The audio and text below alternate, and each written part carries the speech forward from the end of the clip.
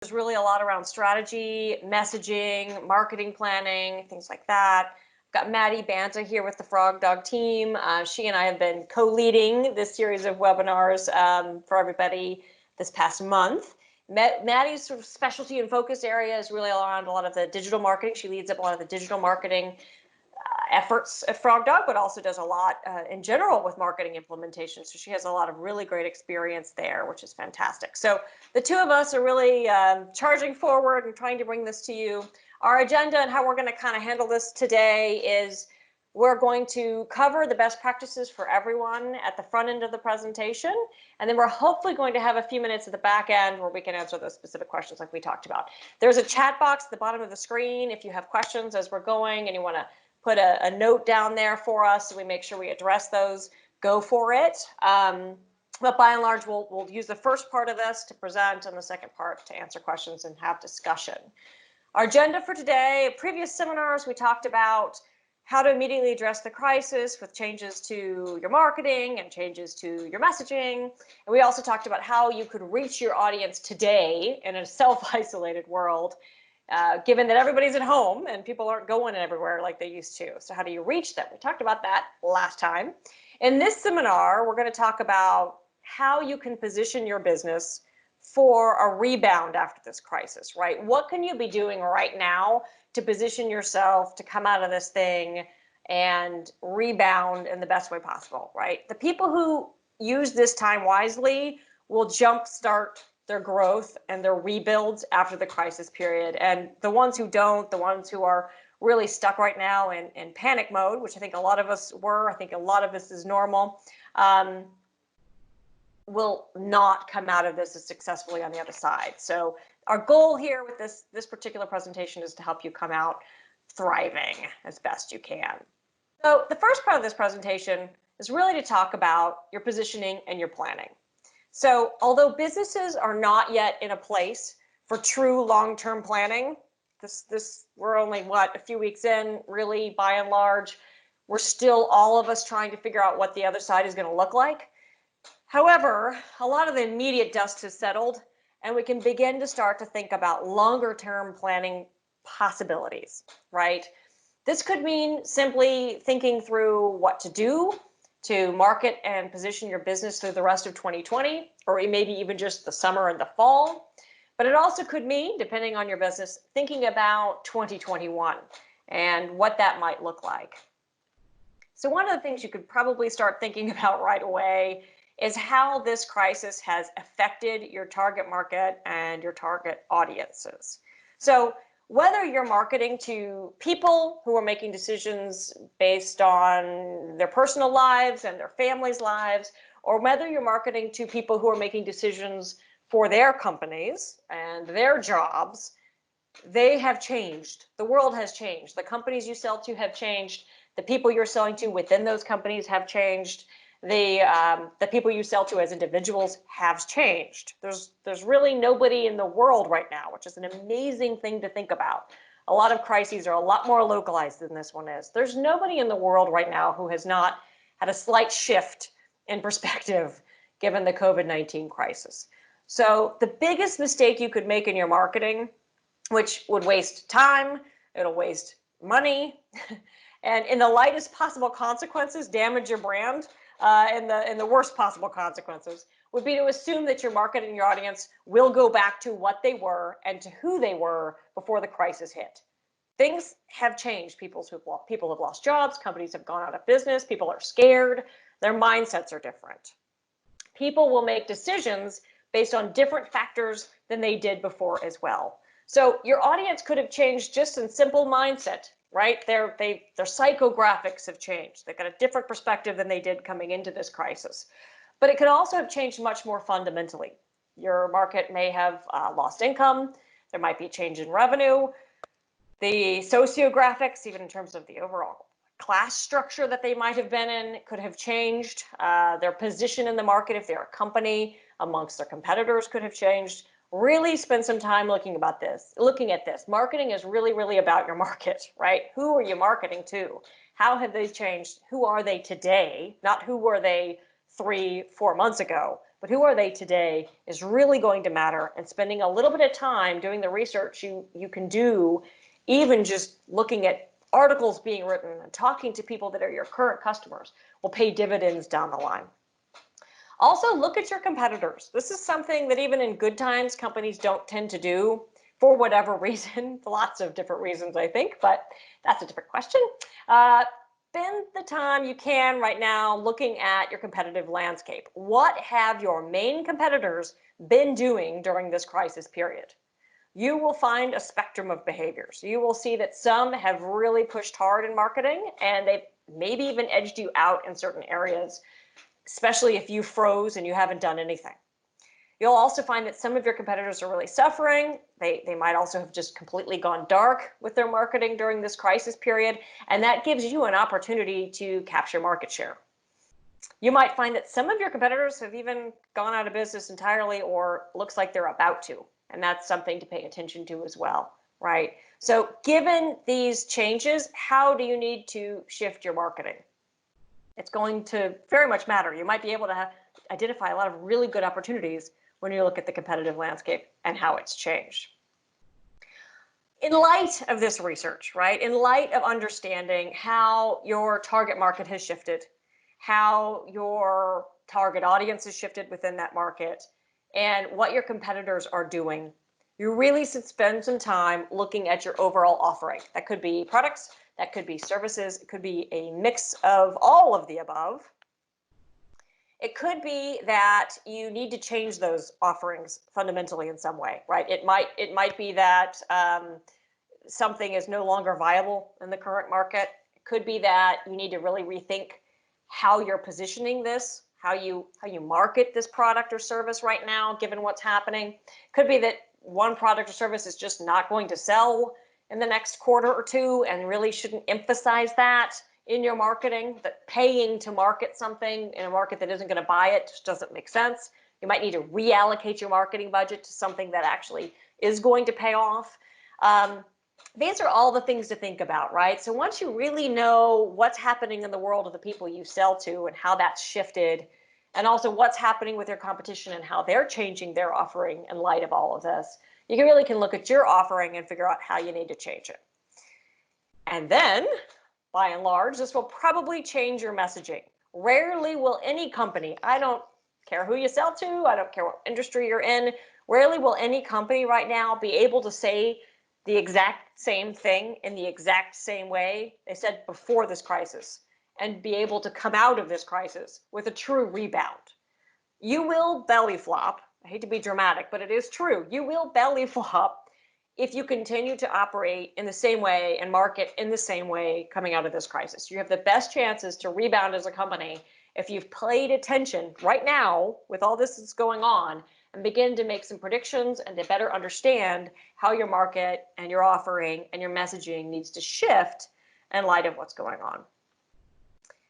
Once you've done some of this research and intel and you've got that information, only really then does it make sense to look at what your marketing plan is doing and how that has shifted or what needs to shift, right? Look at what you had planned to do in 2020 to market your company and really rethink it, right? It could be as simple as some businesses really aren't going to be deeply affected by this. And that might mean that all they need to do is shift the timeline a little bit. They plan to do certain things. Well, gosh, it just didn't make sense to do those things in March, but probably is going to just make sense to shift those to August. Great, right? Same things, just a slightly different timeline. Could be that you use the same timeline, you just cut out the pieces that are happening right now when they're not going to have an effect. And so something you'd plan to do in August, you just keep on that calendar for August and you start up again in August. Could be something like that. Or it could be much more fundamental. You could see some really, really big changes with your market, some big changes with your competition, and you need to really, really completely rethink what you had planned for 2020 to market. That's also true even if maybe your business hasn't changed that fundamentally, but what you had planned is very time sensitive. Could be that it was tied to certain events, certain holidays, and those are lost to you with the months that have gone by. Or you could also have marketing tactics in place that require a world with more expendable income, or require an audience that's going to a lot of events. And in those cases, you're probably going to need to make changes because in 2020, any kind of in-person events are going to shift pretty fundamentally by and large, given everything we're seeing and hearing. You also might need to look at your overall frequency. When we talk about frequency in marketing, we mean there's a certain baseline level of times or opportunities in which you need to be in front of someone in your target market for them to have really fully internalized your message and for them to begin to change their behavior in a way that would benefit you, right? Get them to buy your product, get them to change their preferred vendor, these types of things. You might find that you've lost a little bit of brand awareness, you've lost a little bit of mind share given this crisis, and that would be normal. Everyone's been distracted. But that might mean as well that as you ease back into marketing in 2020, you need to increase your frequency to make up for lost time, to recover some of that ground. So that might mean that as you're looking at your marketing plan, you really rethink how you are doing what you're doing in terms of the time frame. Should you do more than you had planned to do in a given quarter just to make up for some of that lost frequency, right? And then finally, another thing to think about is that all of our companies have changed as well. So not only are we marketing to businesses and individuals whose worlds have changed, our world has changed, right? Your marketing budget due to this crisis may have fundamentally changed. It could be that you just don't have the budget you plan to have, given revenue changes. It could be that you cut back on a lot of expenses because you knew that to come out of this, you are going to need to spend on marketing or invest in marketing is probably a better way to think about it. And therefore, you need to reallocate, rethink your marketing activity in light of differences in budgets and changes to budgets. So I'm going to shift over here. We've talked a little bit about the strategy and the planning and kind of what you need to be thinking about with target market and competitive landscape and messaging. There's a lot of really good things you could be doing as well in terms of some maintenance stuff that's happening with your business. And I'm going to shift over and let Maddie cover that ground. So when it comes to your website, your marketing initiatives, you're going to want to make sure that everything is aligned with your new messaging, maybe your new offerings, your new goals. Everything needs to reflect these changes. Your website is a direct reflection of your business. It needs to be.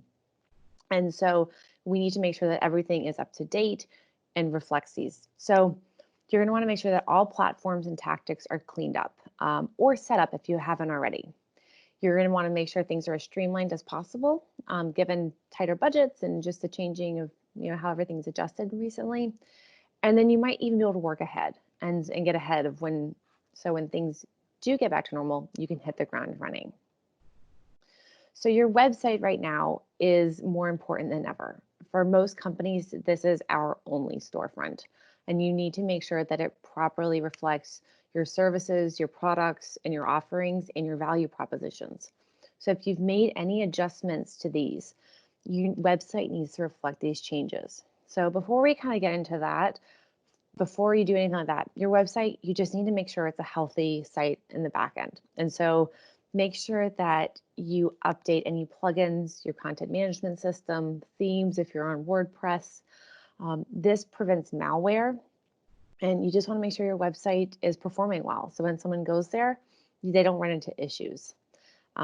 Also, you want to make sure that all your forms and anything where the user can fill in and submit something, those all work the way they should. Sometimes, depending on your platform, when you make updates, it will break forms. It's a very unfortunate side of websites, but this does happen and is pretty common. So even going out of this on a routine basis, so maybe once a month, just go through your website and make sure that everything functions the way it should. Make sure that you're receiving form submissions. Make sure that, if someone's signing up for your newsletter, it all goes in correctly.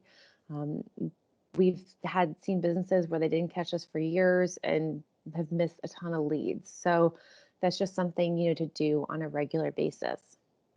And then finally, and most importantly, make sure your contact information is up to date, your hours of operation. If your phone number, test your phone number, especially if you're having it forwarded. I read an article last night about a company or the restaurant here in Houston where they were tired and they set up the forwarding and they put the wrong number in and had all the restaurant their calls forwarded to a high school kid. And so this poor kid was getting like 40 phone calls a day for Indian food. And luckily, anyway, they're able to get it fixed pretty quickly. But we're all tired right now. And so that's the kind of mistake you want to make sure that doesn't happen. And so that if anyone needs to get in touch with you, whether it's through forms, hours of operation, location changes, whatever it might be, just make sure that information is up to date. So next, you want to make sure your products and your services align with any of your adjusted messaging or offerings. So even if you haven't made drastic changes to your business, it's a really good idea to go through your website with a fresh set of eyes and make sure that these pages accurately represent your business. So what I like to try to do is think about a user that might be familiar with your industry, but maybe not your business. And so, can they get the information they need? Can they easily contact you? Do they understand your value proposition? Can they understand your offerings, how you can help them? Any additional sales? Even if you have a client or a customer who knows your business well, they might be surprised with some of your other offerings they weren't aware of. So try to go through each page, make sure that the messaging reflects any changes you made, and that people really understand what your capabilities are. You might need to change these after the crisis, but for right now, and coming out, make sure that they're as current, as possible and as easy as possible for people to get in touch with you. So keeping your website healthy and up to date, whether in the back end or on the front end when people see your products and services, is absolutely vital at this time. But especially as you start to look towards the future. Your website is a huge sales asset for you, and you want to keep that as healthy and as well maintained as possible. So the next most important marketing tactic you're going to have is your email marketing. Many people don't realize this, but you don't own your social media followers. There could be a website up or a glitch or an update with a platform and you lose all your followers. This has happened in many businesses, but you do own your website marketing, your emails, and your email lists. So protect them, nurture them, and use it as one of the best assets you have. Email marketing is incredibly effective if done correctly. And this is a tactic that is worth developing. So along the lines of keeping a healthy website, you want to make sure that your platform, and your lists are as healthy as possible. So this is a great time to scrub your list. What does this mean? You're going to get rid of any gray mail. So these are emails that bounce. They're no longer in service. So if someone left a company, that company email may not work anymore. Hard or soft bounces, anything like that. You want to make sure that these lists are as clean as possible. You might also weed out anyone that hasn't opened your emails in a year or a set amount of time. What your goal is to increase your deliverability and have your emails land in someone's inbox, not the spam folder. So the more our emails that bounce and more of these kind of gray mail emails, will reduce the efficiency of your emails and you have a higher chance of your emails ending up in spam. So cleaning out your list will improve your deliverability and improve the effectiveness of this platform and the tool. So it's really important to do. So the next thing you're going to want to do is make sure that all your lists and segmentations are up to date. This might be really hard if you, let's say, have tens of thousands of people on your list and you're not quite sure which ones fall there. But you might have lists for current clients, prospective clients, former clients. You might have ones based on their sales history, if people have, purchased your services within a set amount of time, or if they're in your sales funnel. So go through and make sure all these lists are updated. And also, you might need to add lists depending on how your services have changed or your messaging has changed. Your business has changed. Your lists might need to change as well. So go through and make sure that those are as up to date as possible. Along those lines, often businesses will have automation set up and sequences. So what this is like if you send out an email for a product and then someone clicks on it, a week later, you might send them another email. So there's a sequence of emails that are sent. Make sure that all these emails in the sequence are also up to date. So as you change, if you're looking at your emails, make sure these are up to date as well. Also for your emails, just go through and double check the links, that your contact information, if it's changed, that it's reflected in your emails. If you have an additional product or service that you're offering and you have links, sometimes people have links in the footers to these, just make sure that it reflects any changes that you've made to your messaging, your marketing, um, or your business. It may not be anything, but it's just always good to, give out a double check, and to look at that. So if you have time, this could be a great time to do some design updates to your email if you haven't already. This, for the health of your business, this may not be as important, and frankly, probably isn't as important as some of these, more technical things of making sure everything's healthy. But if you have the time, it's a great opportunity to take advantage of it and to give it a little refresh. Finally, you're going to want to look at all your social media and your listings pages. And so when someone Googles your business outside of your website, outside of your email list, your business is listed across the internet, whether it's Yelp, Facebook, LinkedIn, you have Instagram, you have all those places. Make sure your contact information is consistent, your hours are consistent. If there's any visuals, if your messaging or your branding is adjusted for whatever reason, just make sure that everything reflects these changes. So whenever a potential user Googles your site, you want to have a very consistent messaging and information across the entire internet. Some of these sites automatically pull in your information and they don't update automatically. So it's a little bit more of a pain. You have to claim them and then then adjust the information. But you just want to make sure that your whole company is portraying a consistent look and feel, message, again, contact information, and service offerings. So you have that. Okay, sorry. So as Leslie mentioned earlier, there's a huge spectrum of how businesses have been affected. Everyone's been affected. Some people are in a holding pattern until this goes back. Some people have to completely rethink their business. Other people are thriving, but everything's kind of changed for people.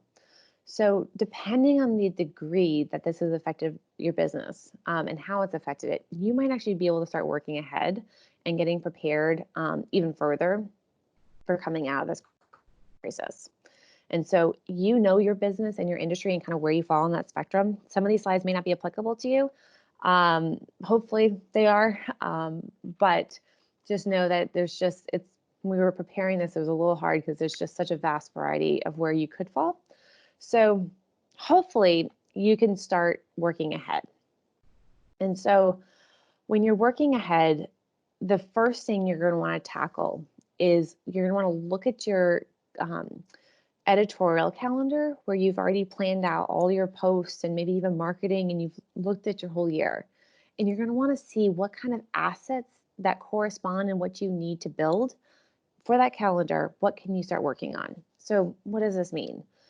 This could be writing or creating the content for items you're going to promote. This could be articles, white papers, case studies, blog posts, new service pages, videos, infographics.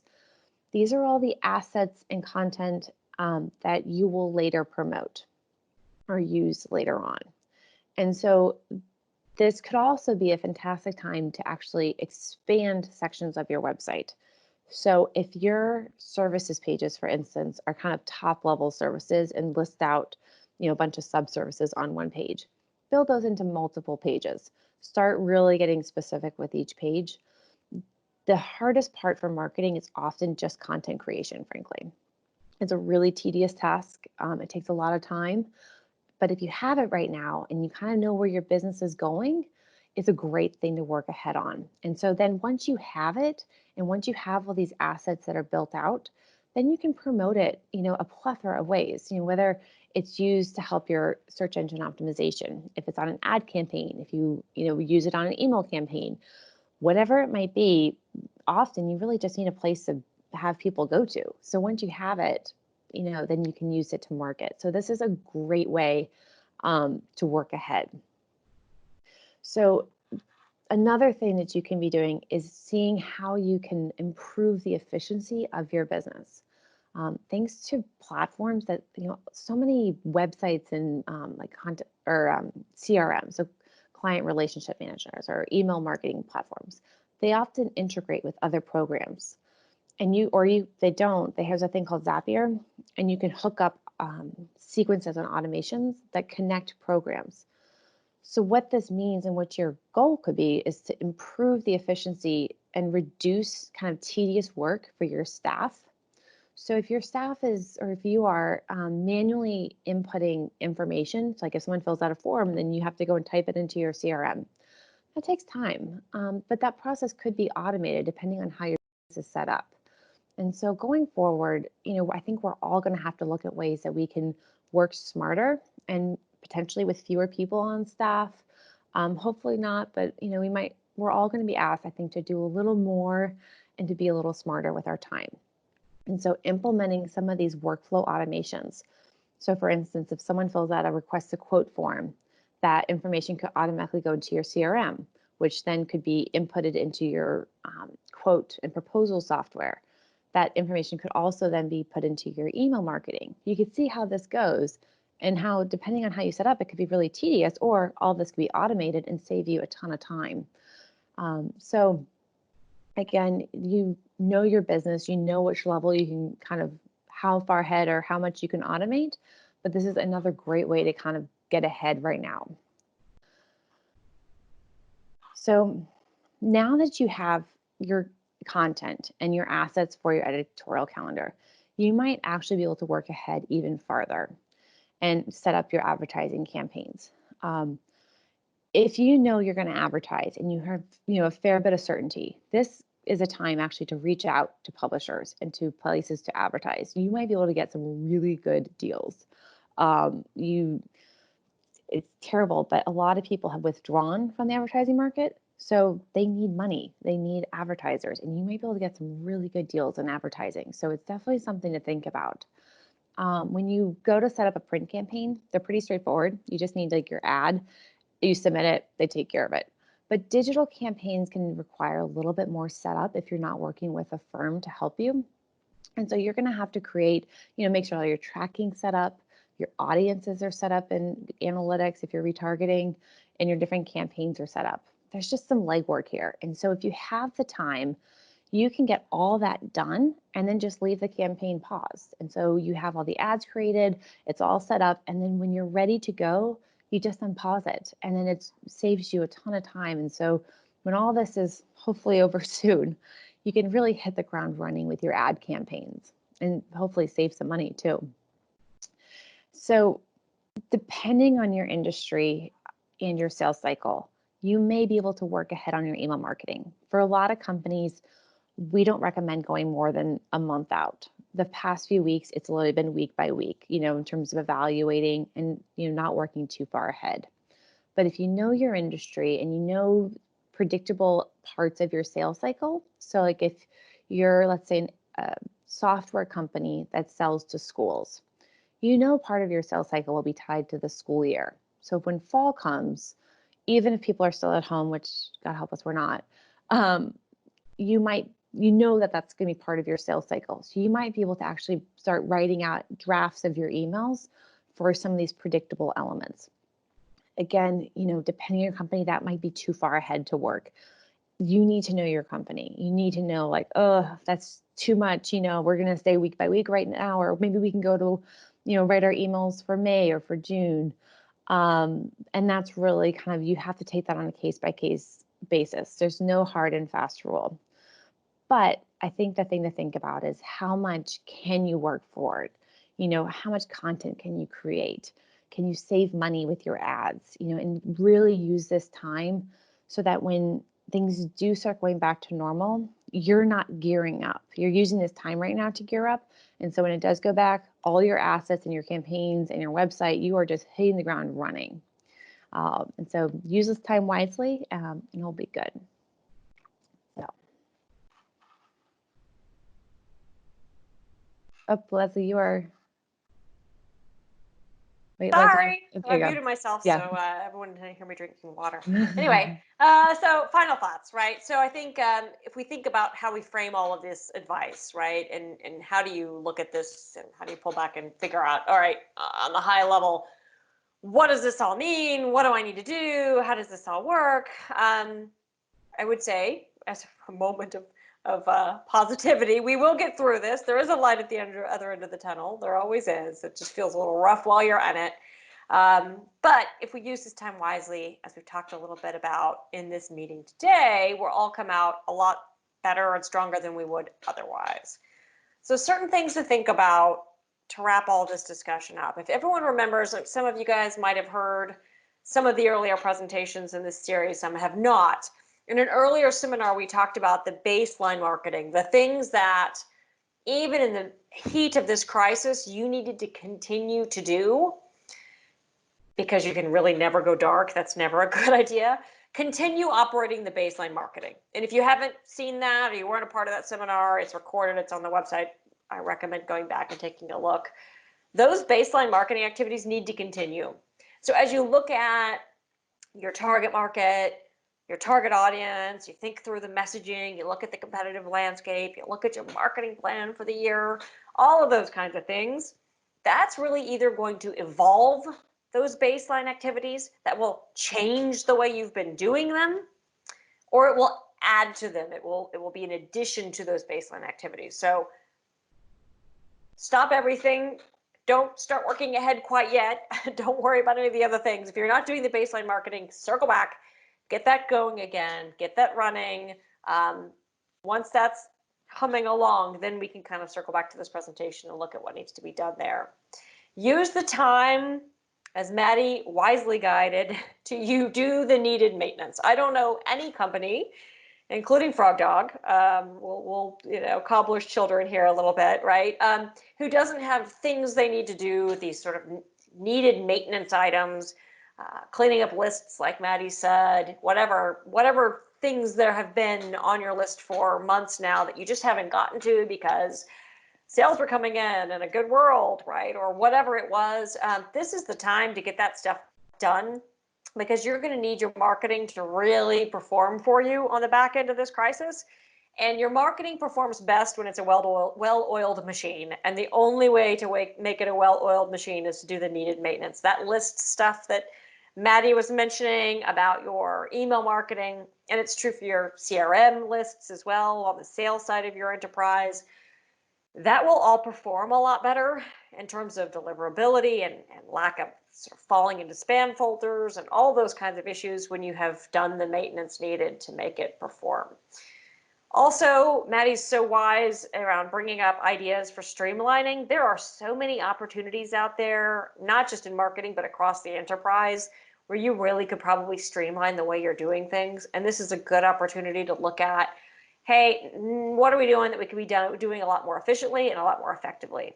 In marketing, there are so many automations right now that can really take people so far through the marketing funnel, and even in some cases, depending on your business, through the sales funnel, that you didn't have in the past. And having a lot of these things automated, streamlined, templated will save you a ton of time and will create a lot of efficiency in your business, so you can really focus on the areas that need a lot more hands-on, a lot more one-on-one types of interaction, right? So identifying areas to streamline is huge, and then get set for the rebound. There are some clients we have that are really on shifting stands even now. And so as we try to divine the future for them and try to figure out what things are going to look like on the other side, it is premature to do too much content development and too much email marketing setup and to really begin to do ad campaigns. But then we have other clients on the absolute opposite end of the spectrum, where they probably had a little bit of an effect to their business given the crisis, because everyone has. It's been disruptive to everyone, even if it was just a matter of operational disruption due to moving to a work from home environment, from an in-office environment. That even if everything else in your business is going on all cylinders, is going to cause disruption if that's not the way you're used to working. Even if a company's had only a minor disruption like these, it's going to need to look at its marketing a little more critically, but it might have the opportunity to go ahead and work ahead. Use this time to say, okay, what did we have planned in terms of content and email marketing and ad campaigns? What do we need to shift based on that messaging adjustment we talked about? Let's go ahead and make those adjustments. Let's go ahead and make those shifts. Let's go ahead and get this all set up. What in our editorial calendar that we had planned for 2020? What did we think we were going to do in 2020 that we are still going to do in 2020? And how do we go ahead and get it all running? Because as soon as we all can, as soon as we can get traction on the other side of this crisis, we're going to want to use all of our energy going in that direction. And so the more you can have set up in advance, all you have to do is kind of turn on or press start or schedule to make it happen will make a huge difference in you being slow to come off the starting line when the crisis resolves a little more, and having to spend a whole bunch of time spinning up into gear, which is going to really lose you ground. We've all lost some ground in this whole world right now, but you can lose even more if you aren't prepared. So our goal in this presentation has really been to help you come out of this on the other side as prepared as you can be and ready to rebound when the crisis gets settled, which hopefully will be sooner rather than later, which is a good thing. So we, as promised, tried to conserve as much time at the end of the hour to have a conversation. So our goal always was to take no more than an hour for this and to really try to have the bulk of it be certainly our guidance, but then also to conserve at least 15 or 20 minutes on the other side of the conversation to really have a discussion. I know some people have places they need to be, and everyone's really, really busy right now. If that's you, we totally understand if you need to roll off the call. Maddie and I will stay on the call until 10 o'clock, like promised, to be here to answer questions and to have discussion and to think everything through. And we'd also just really love the opportunity to hear about what's going on in your world. 14. Yeah, You're it's saying slide 14. 14? Okay, strange. I'm not really sure. I will pull the slide back up as I introduce us. So sorry, everybody. Don't know what's going on. It was on slide one for me. So thank you for letting me know, Maddie. I Sorry. will bring the slides back up and we will start from slide number one. So just to explain, I'm Leslie Farnsworth, obviously the CEO, as I had said. I have a lot of experience dealing with rebounds and crises and things like that. So I was hoping to bring that to bear in this series of seminars. My background